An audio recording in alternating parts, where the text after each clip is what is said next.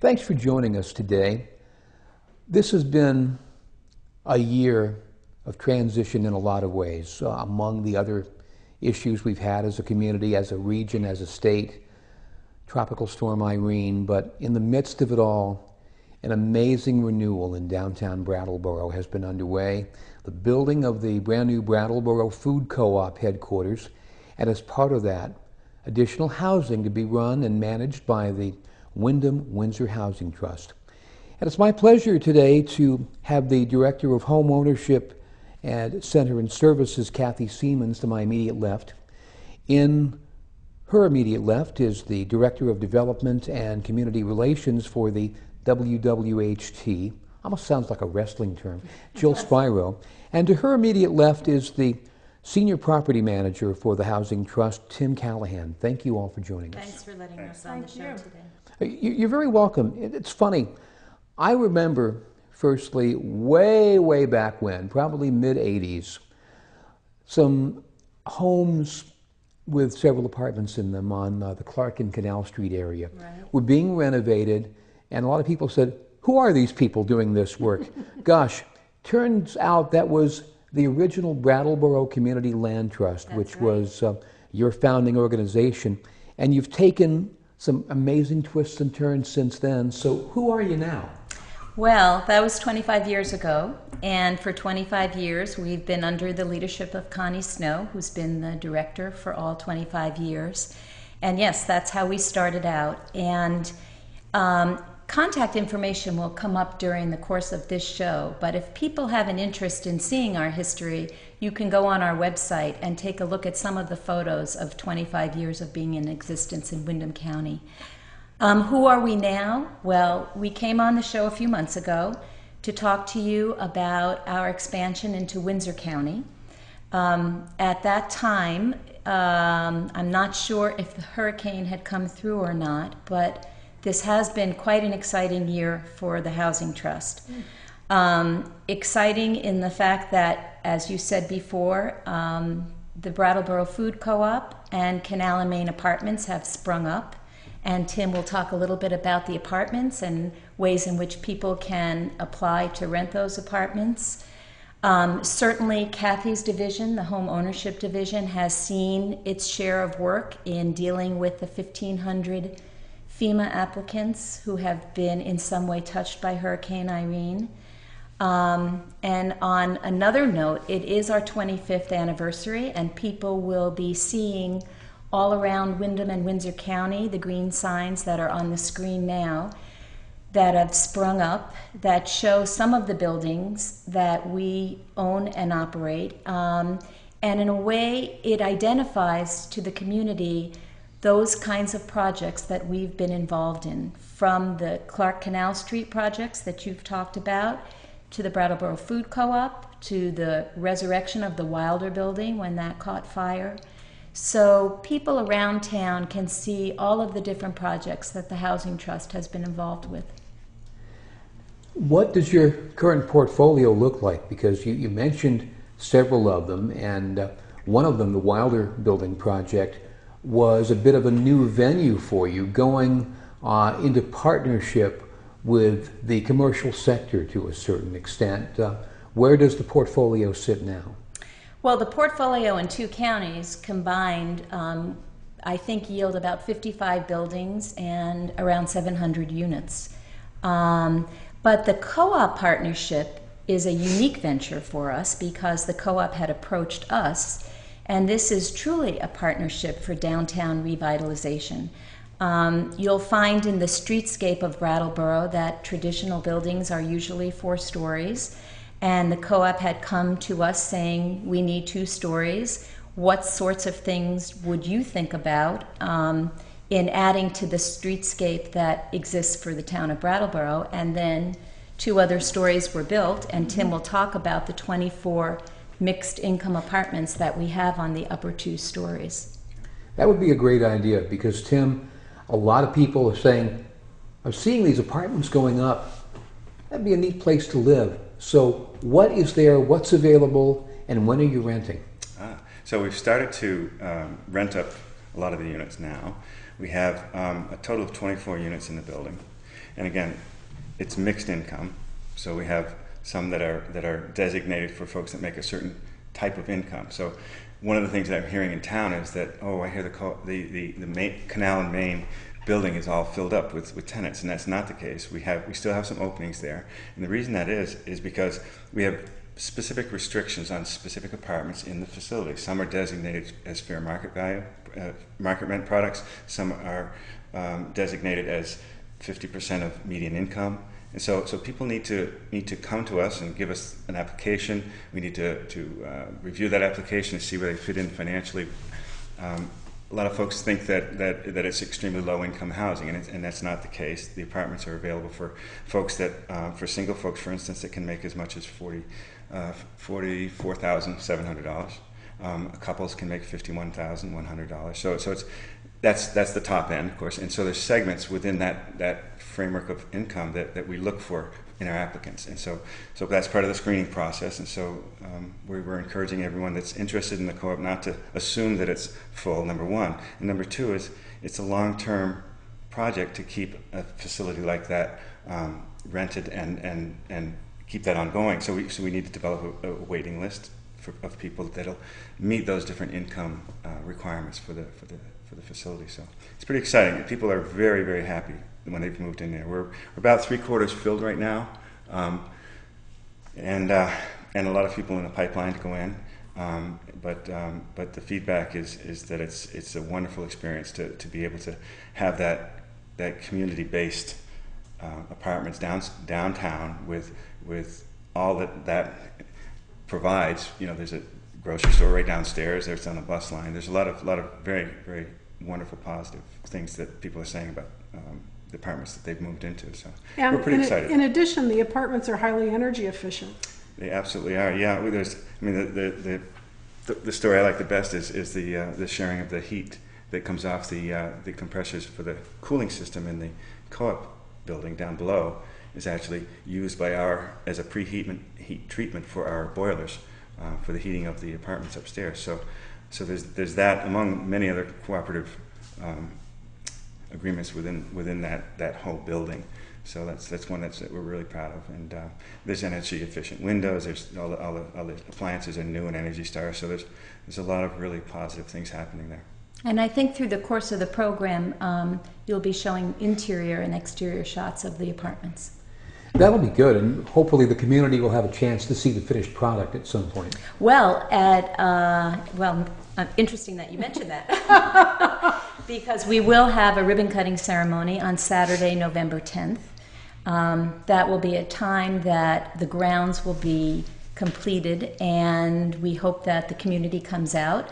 The co-op is planning quite a celebration, and we hope to get a lot of our state funders and investors there as well. And it will happen on Saturday, November 10th at noon. Very good to know that, because a lot of people really have their eye on the renaissance of that lot. It's gone through a whole series of different functions and trans functions, and now it's really come back to the future. As far as those apartments go, you say that there are a variety of things going. Do you base rents on income? Do you take a look at some of those issues? Yeah, the actual it's a little different than some public housing concepts. So there's income restrictions for specific apartments within the building, but the individual apartments have their own price. They don't change with income. So in other words, someone that makes within a certain range can be leased up into a specific apartment that's designed for that income range, and that range ranges from 30% of median income to 50% median income, 80% median income, or median income. So there's all those different varieties. So the rent doesn't vary with your specific income, but you have to qualify for a particular unit based on your income. You have to predict when you're developing the project what incomes you're likely to serve and where the need is. So after a market study that we had done in Brattleboro, we did that prediction of what the need was, and what it showed was a variety of income levels needed housing. So that's what we developed there, and I think that's what Tim's trying to say, is that we set the rents in such a way that a variety of incomes could qualify and participate in that type of housing. And people out there who are listening to this show, watching this show, can certainly go on our website and get a detailed listing of eligibility requirements and who to contact. So if anyone out there is interested in pursuing this any further, either this property or some of our other properties, there is on our website a rental unit tab, which will bring them right to this information. Absolutely.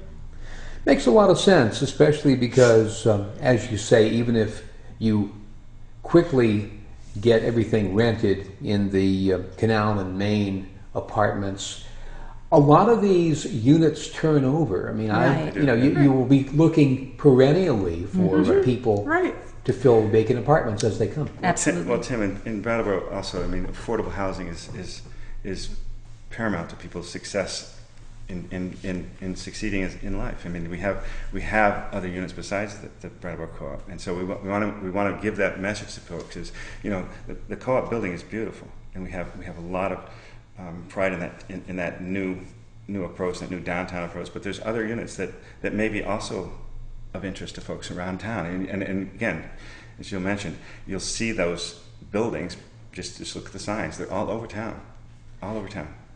And how do you fund these renovations and updos? Because given the fact that you have a fairly low list of income levels for some of these units, there must be a historic preservation and different grants and loans that come into play. I think we can hustle whatever we can get at any particular time is the answer. But I think, you know, the rent levels at the very low end have rental assistance of some kind. And then, you know, most of the projects that we do have private investment in them. We sell tax credits in order to raise private investment, and a big chunk of that money comes from that type of investment, as well as federal and state sources. And some of our state sources are Housing Vermont, Vermont Housing Conservation Board.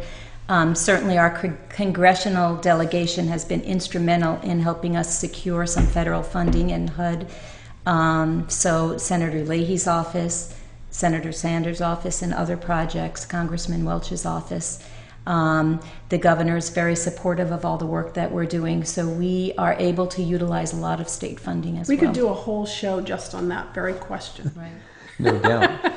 I want to shift focus here to one of your other roles within the community, the Home Ownership Center and Services, especially because you've been working a lot, working with people who have applied for FEMA assistance after the events of Tropical Storm Irene, or just kind of take a look at August 28th, 2011 and beyond. In what areas have you been working?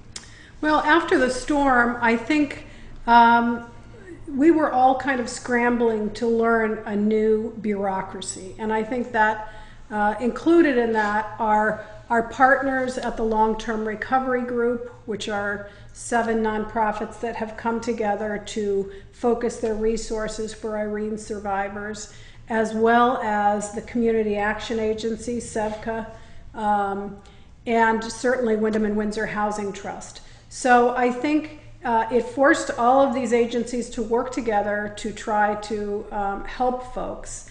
And I think what became very clear early on is that FEMA's model of assigning a case manager to every family was critical.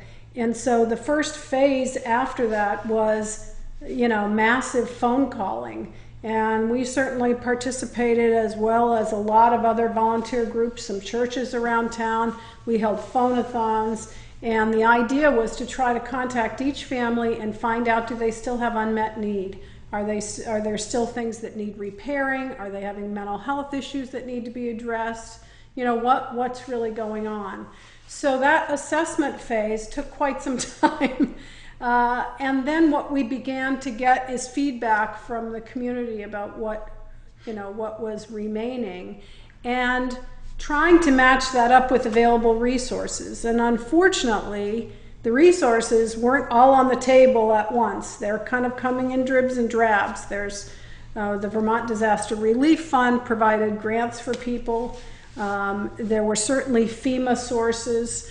There were, the Small Business Administration, there were community funds, and most recently, starting in the fall, there will be the Vermont Disaster, what am I calling it? The Disaster Block Grant Fund, which will provide loans and grants to people also. So case managers from mostly SEVCA and we helped as well at Windham and Windsor Housing Trust were assigned cases, and we met with families, and we're still working through what are those needs and what should families do. My house has shifted. Is it a structural thing? So we're really trying to help people work through what are my options so that they can make choices about how to recover and what the resources might be. So we've made thousands of phone calls. We have about 90 cases that we're working in case management across the 2 counties and across 3 recovery teams. There's a recovery team in Springfield for the Precision Valley, and then in the Upper Valley that goes along northern Windsor County. If I could just add one thing to that, and in Windham County, which would be this listening area, we at the Housing Trust serve on all of the recovery teams. But in Windham County, that group is made up of United Way, which is our fiscal entity, and the Agency of Human Services, and Windham Regional Planning. We're chaired by the United Church of Christ. BDCC Wilmington is represented at the table, and of course SEVCA and us. And other people have been working in consort with us, starting over strong, and many other groups. The Red Cross and certainly FEMA representatives over the time. Right, and in Windham County, I have to say we have reached a sophisticated level where we really have a good understanding of what's needed, where the cases are, and what resources are needed. And so you'll hear pitches, especially this week, which is the week prior to the anniversary of the hurricane, for long-term recovery funding, because people are still out there who have not yet contacted us. This is our time to tell people who are out there who haven't contacted either SEVCA or the Housing Trust or someone from the Long-Term Recovery Committee to contact us, because we're there to help you and we can assess what the damage is, and there are funds available out there. And it was both unfortunate, but in a way very good that United Way had stepped up a year earlier and set up a long-term recovery fund related to the fire at the... United Way has been instrumental in the work that we've done. Yep.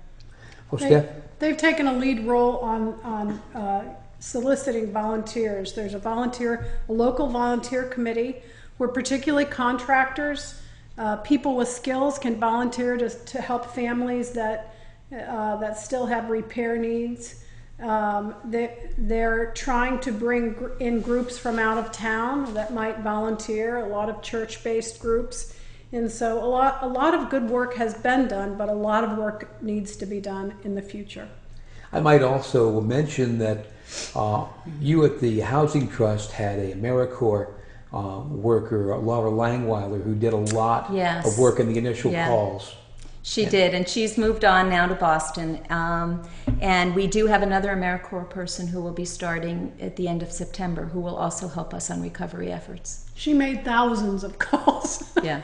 I was very lucky to have a chance to meet her at a celebration the Long-Term Recovery Committee had done. No, she's very good, and we were very lucky to have her. So moving forward, there's still an enormity of task here. How can people get some of the assistance they need if they have not made the call yet, but suddenly find that there are some issues with anything ranging from mold due to flood damage to things that might have been exacerbated by the flood waters last year? Yeah, I would say to contact either SEVCA's offices or the Housing Trust offices, and our numbers will be up on the screen. I did want to mention a little bit about our contribution. One of the reasons that we stepped forward from the homeownership department is part of what we do is support homeowners in their housing. We have a loan fund that helps repair people's houses and has worked with people in this county for years. We have housing counselors that help people not only buy houses but keep their houses that are in danger of foreclosure. So for a lot of those folks, particularly for the folks that were displaced from their houses, our expertise at being able to work with somebody's mortgage company, for example, was an easy translation to this storm.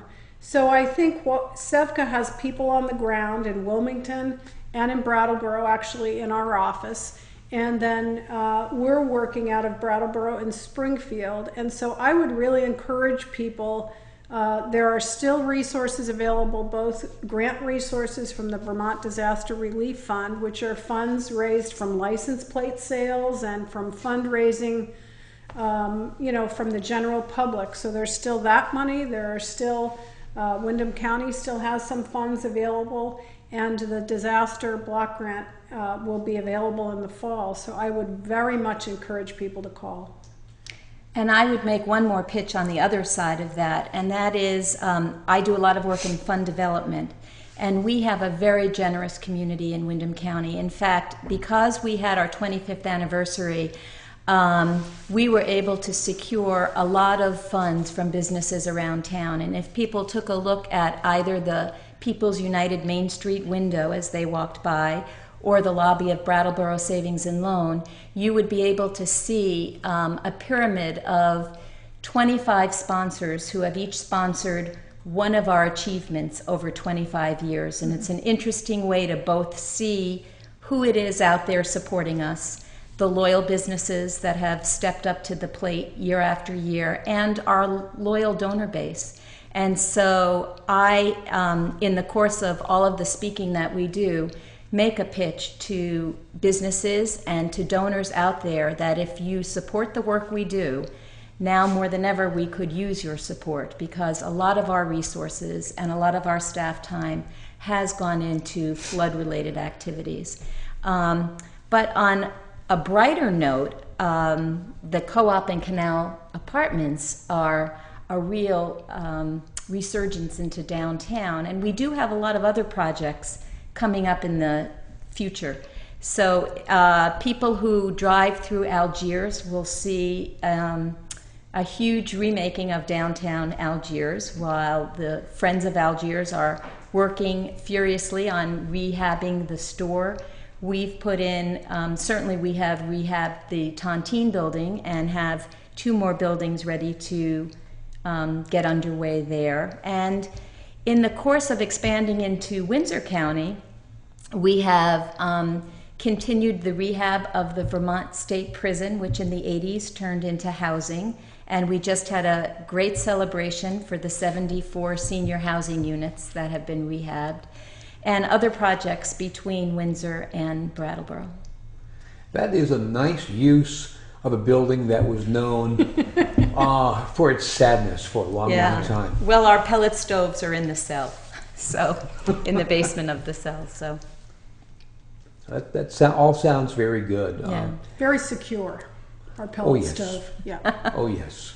So bottom line here, how can someone get a hold of the Windham Windsor Housing Trust and find out about anything ranging from how do I rent an apartment at Main and Canal to, oh my gosh, I've been sitting here for a year and nothing's happening. What can I do with my home?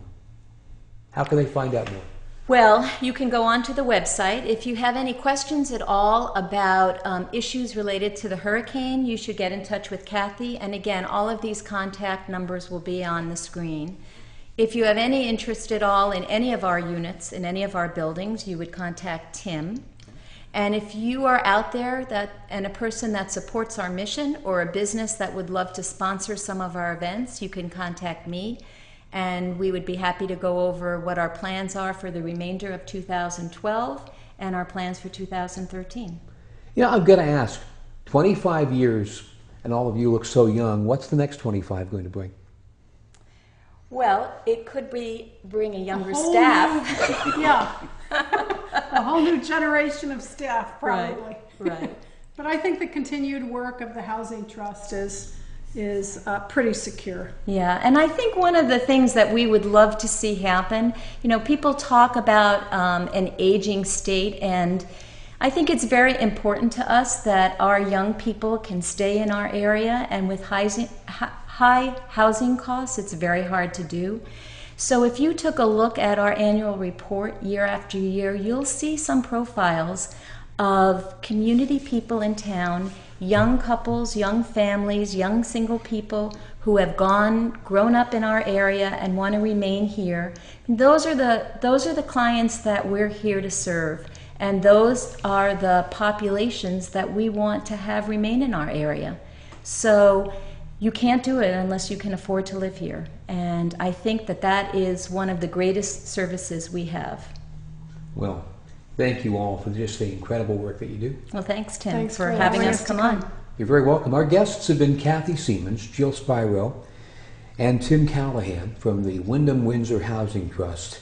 And again, they've grown up and they're still growing, thanks in part to your support and the ability of people in this community to be generous in their donations. Consider doing that. This is Tim Johnson. Thanks for watching.